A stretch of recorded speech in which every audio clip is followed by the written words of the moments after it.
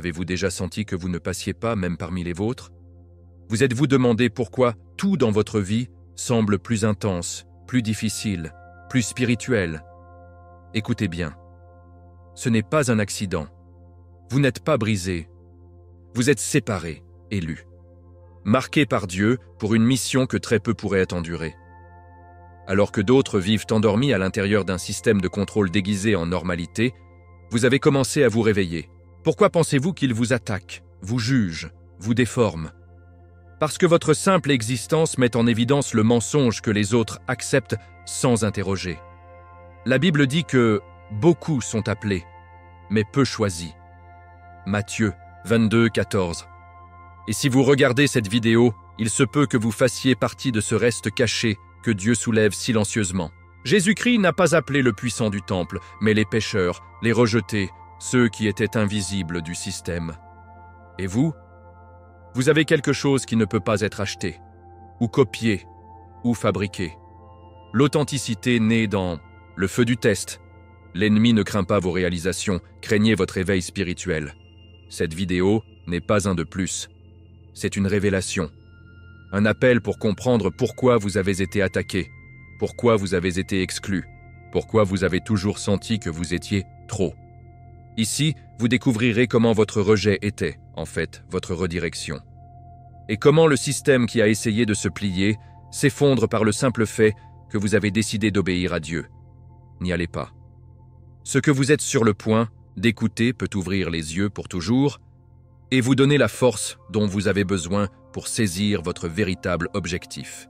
En regardant cette vidéo, commentez ci-dessous si vous avez déjà senti que vous étiez différent sans explication. Et si vous croyez à la foi, à la Bible et à Jésus-Christ comme guide, assurez-vous de rester jusqu'à la fin. Parce que ce mot n'est pas une information, elle conduit. Et il a été envoyé spécialement pour vous. Il y a quelque chose de profondément sain au moment où l'on décide de ne pas en donner plus. Il ne s'agit pas de fierté ou de rébellion. Sans cause, mais d'une fidélité silencieuse à la voix de Dieu qui brûle dans l'âme. Cette étincelle, que beaucoup ne comprennent pas, est le début de quelque chose de divinement orchestré. Quand un choisi, oui, vous, refuse de suivre les ordres injustes, quelque chose se casse dans l'air. C'est comme si les chaînes invisibles commençaient à desserrer, non seulement entre vos mains, mais aussi chez ceux qui vous observent en silence. Ils voient naître votre foi, non pas dans les mots, mais dans les actions. Et cette foi, née de la vérité, a le pouvoir d'éveiller les Tomaï. Tout comme Moïse a refusé d'être appelé le fils de la fille de Pharaon, Hébreux 11, 24-25, vous niez également une fausse identité pour embrasser le but que Dieu vous a réservé. Parfois, vous n'avez même pas besoin d'élever votre voix. Tout simplement, pas incliné. Restez simplement ferme, même lorsque vos genoux tremblent. C'est là que la force de Jésus-Christ est perfectionnée dans votre faiblesse. 2 Corinthiens 12, 9. D'autres vous regardent avec des yeux curieux au début, peut-être même incrédules. Mais petit à petit, la graine que vous avez semée de votre silence prospère en eux comme une question. Est-ce où Ella pourrait faire face à Isso? Pourquoi Unan? Et cette question, mon cher ami, est la dynamite spirituelle. Ne sous-estimez pas l'impact d'un simple négatif motivé par la foi et guidé par le Saint-Esprit. Lorsque vous dites non, le système, vous dites oui au royaume de Dieu. Ce que beaucoup appellent la rébellion, en réalité, est une obéissance plus profonde. Obéissance à ne pas l'homme, mais le Créateur. Jésus lui-même a désobéi aux structures religieuses corrompues, non par l'anarchie, mais par l'alignement divin. Vous souvenez-vous quand il a guéri le sabbat? Luc 6, 6, 10. Ils l'ont accusé d'avoir violé la loi, mais il a accompli la volonté de Dieu. Vous aussi, refusant de participer au faux, vous devenez un témoin de la vérité. Et cette vérité, comme Jésus l'a dit dans Jean 8, 32, vous rendra libre. La liberté commence par une décision interne, mais s'étend comme un incendie dans un champ sec lorsque d'autres le voient sur vous. Ce qui vient après cette décision peut sembler la solitude. Mais ce n'est pas le cas. Vous êtes accompagné de l'Esprit de Dieu, comme avec David dans la grotte, avec Elijah sous le genévrier, avec Joseph en prison. Cette entreprise n'est pas mesurée dans les foules, mais en présence divine. Et bien qu'au début vous semblez isolé, ceux qui vous suivent auparavant commencent aveuglément à remettre en question les voix qui obéissaient auparavant sans réfléchir. L'autorité du marionnettiste, oui, celle qui manipule des ombres, commence à se fissurer. La peur, son outil le plus fidèle, commence à perdre effet. Et tu sais pourquoi ? Parce que là où il y a le véritable amour, il n'y a pas de peur, 1 Jean 4, 18. Et vous marchez amoureux, dans l'amour de Dieu, de la vérité et de vous-même. Ainsi, sans s'en rendre compte, vous devenez un symbole. Non pas parce que vous avez cherché à être un leader, mais parce que vous avez osé suivre Dieu. La foi vous a soutenu, la Bible vous a illuminé et Jésus-Christ vous a donné un exemple. Ce que vous faites n'est pas petit, même s'il semble. Et vous démontez un système qui a été soutenu par des illusions, simplement en ayant la valeur de dire « jusqu'à présent ». Cet acte d'obéissance spirituelle commence à déplacer des pièces statiques pendant des années. Et juste au moment où vous pensez que vous êtes seul ce jour-là, quelque chose d'autre se passe. Regardez attentivement, parce que ce qui semblait si solide n'était que de la fumée et des miroirs. Pendant longtemps, le manipulateur, qui se nourrissait de contrôle, semblait invincible. Son pouvoir était vêtu d'autorité, de structure, de ordre. Mais tout cela, à la fin de la journée, n'était rien de plus qu'une illusion soigneusement construite et nourrie. Ce que son trône tenait n'était pas une réelle force, mais la peur de ceux qui ne savaient pas qu'ils pouvaient dire non. Lorsque vous avez décidé de partir, ce n'était pas seulement un acte de courage, c'était une révélation divine. C'était comme quand Jésus est entré dans le temple et a renversé les tables. Matthieu 21, 12, 13. Personne n'a attendu ce mouvement, mais a exposé toute hypocrisie qui s'est cachée sous des rituels. Ce qui est extraordinaire, c'est que vous n'aviez pas besoin d'une épée, ni d'un long discours, ni d'une confrontation dramatique. C'était suffisant pour faire un pas en dehors du système, un pas vers la lumière. Et dans ce mouvement, tout ce contrôle était évident. Parce que qui a vraiment l'autorité n'a pas besoin de crier pour être entendu ou de forcer l'obéissance à suivre. La puissance basée sur Dieu reste par conviction et amour, et non par manipulation. Rappelez-vous Jésus contre Pilate.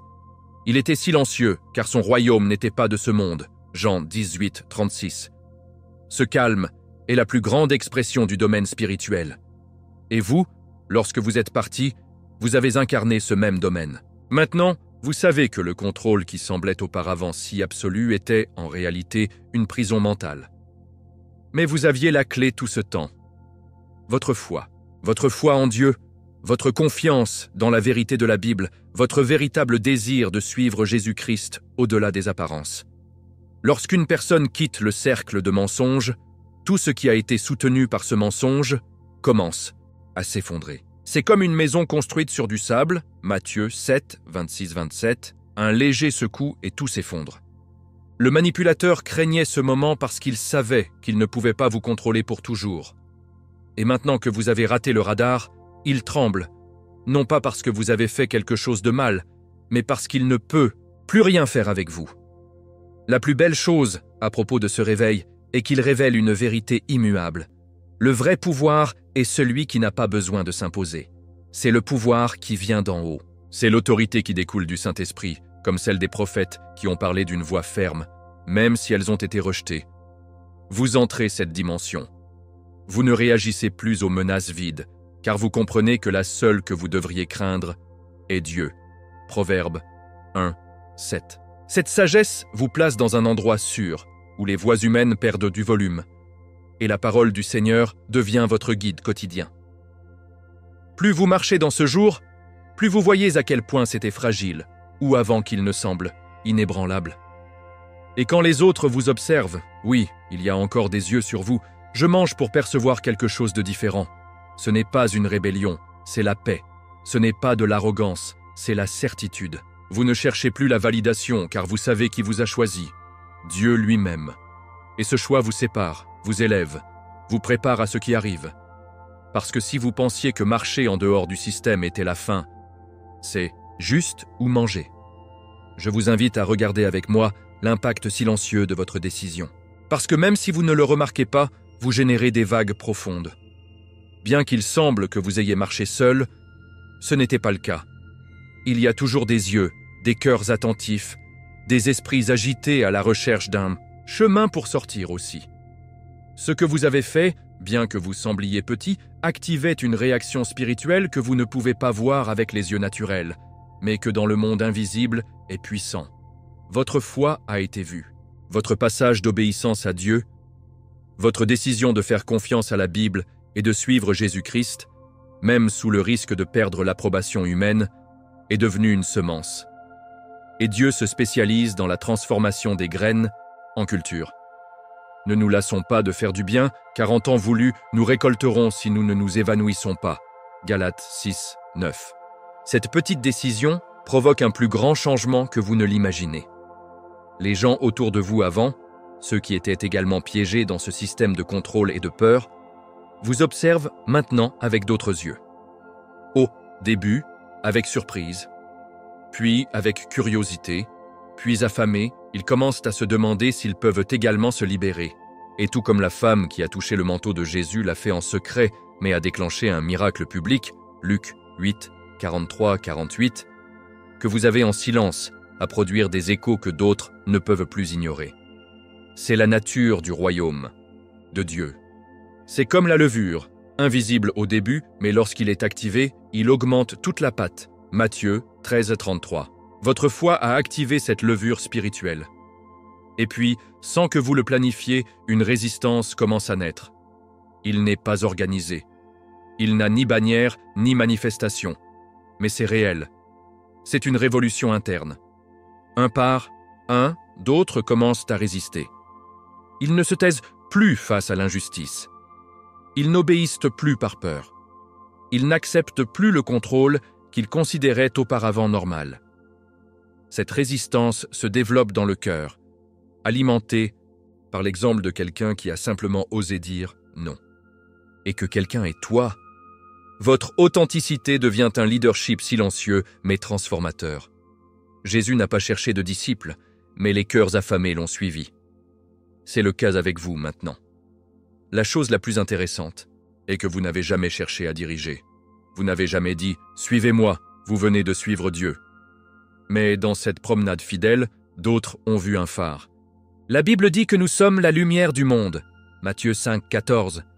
Et lorsque vous avez décidé de briller, même involontairement, vous avez donné une direction à ceux des ténèbres. C'est ce que fait un choix. Il n'impose pas, inspire, il ne crie pas, ne guide pas de sa vie. Et alors que plus de gens commencent à se réveiller, une communauté invisible mais forte se forme. Une armée sans armes, mais avec la foi. Et avec la foi, dit l'Écriture, nous pouvons déplacer des montagnes. Matthieu 17, 20. Et maintenant, alors que vous commencez tout juste à savourer cette liberté spirituelle, quelque chose commence à déranger le manipulateur. Il observe comment les pièces se déplacent, comment leur structure de contrôle commence à se fracturer. Et bien sûr, il ne restera pas avec les mains croisées. Prépare sua armadillas comme Astucia. La phase Umanova approche et Ella demande un discernement. Découvrez ensemble comment il essaie de récupérer ce qui est déjà perdu. Lorsque le manipulateur voit qu'il perd le contrôle, il n'abandonne pas silencieusement. Il ne peut pas. Son autorité n'a jamais été réelle, et c'est pourquoi il a besoin de la soutenir avec des cris, des tromperies et des théâtres de pouvoir. C'est un marionnettiste désespéré qui commence à tirer des cordes qui ne fonctionnent plus. Et son premier mouvement est presque toujours le mensonge. Commencez à parler de vous, pour inventer des histoires, pour remettre en question votre caractère, pour semer des rumeurs parmi ceux qui sont toujours sous leur domaine, tout comme ils l'ont fait avec Jésus-Christ, disant qu'il a expulsé des démons pour le pouvoir de Belzébuth, Matthieu 12, 24. Ils le feront également avec vous. Ils vous accuseront d'un rebelle, de division, dangereux. Mais vous savez que votre fidélité est avec Dieu et non avec les hommes. Viennent ensuite les crises fabriquées, des moments soigneusement conçus pour inculquer la peur. Faux nouvelles, menaces voilées, chaos stratégique. Tout avec un seul objectif, revenir. Que vous vous sentez peu sûr, vous doutez de votre foi. Mais rappelez-vous, Dieu ne nous a pas donné un esprit de peur, mais de puissance, d'amour et d'autodominance. 2 Timothée 1,7. Si le manipulateur doit créer des tempêtes pour que vous puissiez revenir, c'est parce qu'elle sait qu'elle n'a plus d'influence sur votre âme. Il n'est pas en colère parce que vous êtes parti. Il est terrifié parce que vous l'avez fait sans demander la permission. Et puis, comme si cela ne suffisait pas, il commence à vous envoyer des espions. Les gens déguisés en amis. Les gens qui ne vous ont même pas parlé, mais maintenant ils veulent savoir comment vous êtes, ce que vous dites. Que prévoyez-vous de faire? Sa mission n'est pas de prendre soin de vous, de collecter des informations pour les déformer. Tournez vos mots, comprenez mal vos actions. Saul doute parmi ceux qui vous respectent encore. C'est la même tactique qu'ils ont utilisée contre Néhémie lorsqu'il a reconstruit les murs, Néhémie 6. Ils l'ont invité à de fausses réunions pour l'attraper.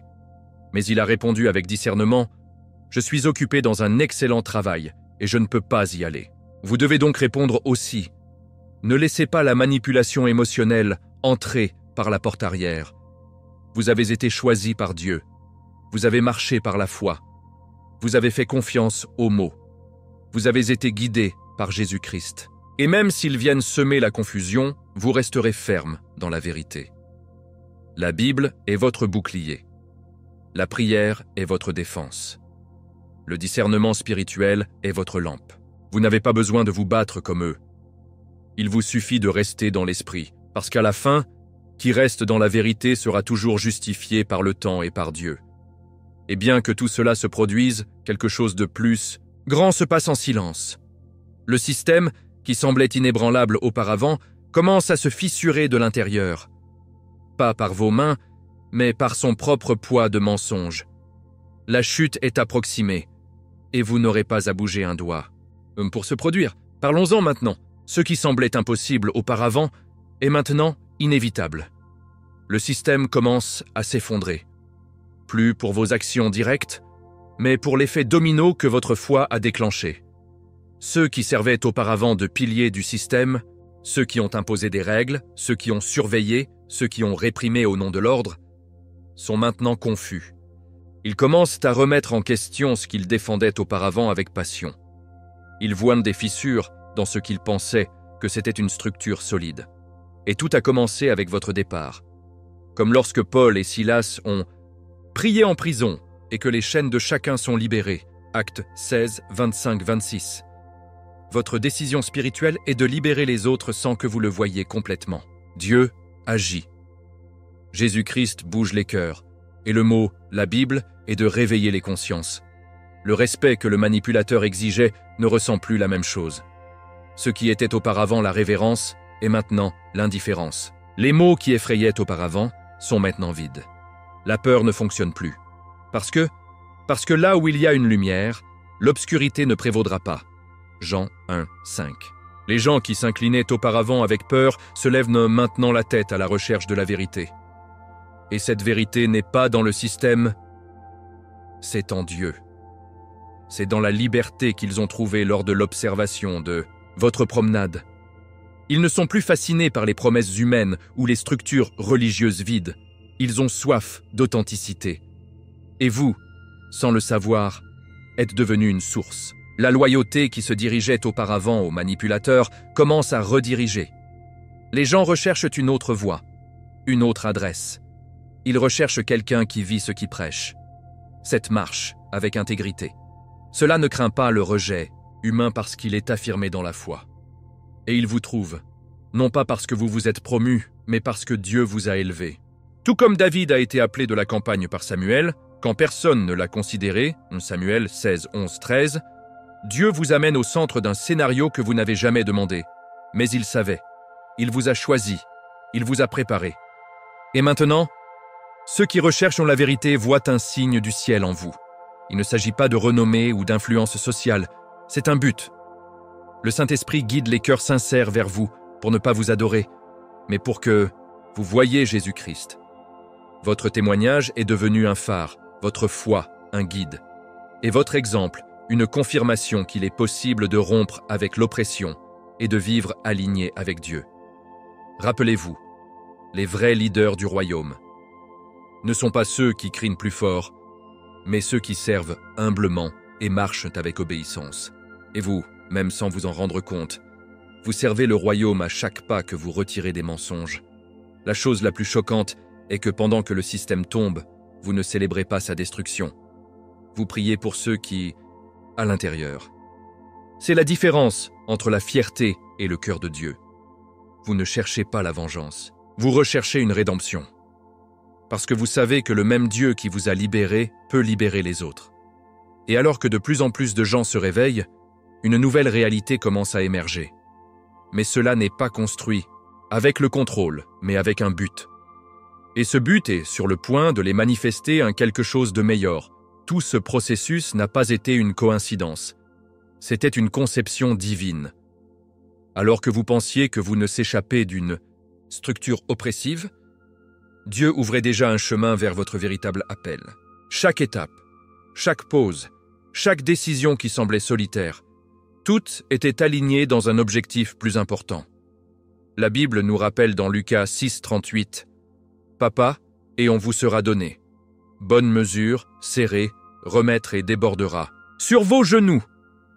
Vous avez donné votre obéissance, votre foi, votre confiance. Et maintenant, le ciel ouvre pour vous donner quelque chose qui ne peut pas être acheté. Divine. Jésus-Christ vous positionne pour marcher dans votre destin. Pas celui que vous avez fait, mais un qui a été écrit avant votre naissance. Vous avez été séparés. Ne pas être seul, mais être préparé. Beaucoup confondent la solitude du désert avec l'abandon, mais c'était dans le désert où Moïse a vu le buisson brûlant, où Élie écoutait le sifflet paisible et où Jésus a expiré la tentation. Dieu vous amène à l'isolement non pas à vous détruire, mais à vous parler sans interférence. Il aligne votre vie à un nouveau niveau de but. Il ne s'agit plus de survivre, mais de servir. Ce n'est plus seulement pour vous libérer, mais pour aider à libérer les autres. Et cette transition est activée lorsque vous acceptez votre identité spirituelle. Vous n'êtes plus victime du système. Vous êtes un ambassadeur du royaume de Dieu. Ce nouvel appel n'est pas léger. C'est glorieux, mais exige aussi la maturité spirituelle. Il faut que vous approfondiez la foi, que vous étreigniez la Bible, non pas comme un livre religieux, mais comme votre manuel de vie. Que vous comprenez que suivre Jésus-Christ est plus qu'un acte de dévotion. C'est une révolution intérieure. Par conséquent, Dieu ne veut pas que vous marchiez seul. Il amène des gens avec le même ADN spirituel, une communauté, une famille d'élus, les gens qui ont également quitté le système, qui a également été cassé, traité, restauré, et maintenant ils sont prêts à construire avec vous. Ce n'est pas un accident que vous soyez ici.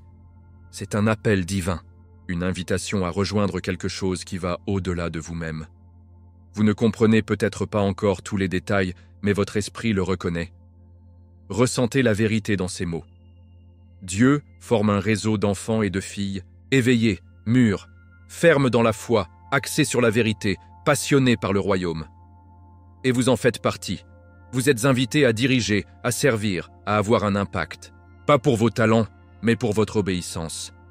Pas pour votre histoire, mais pour la rédemption de Jésus-Christ en vous.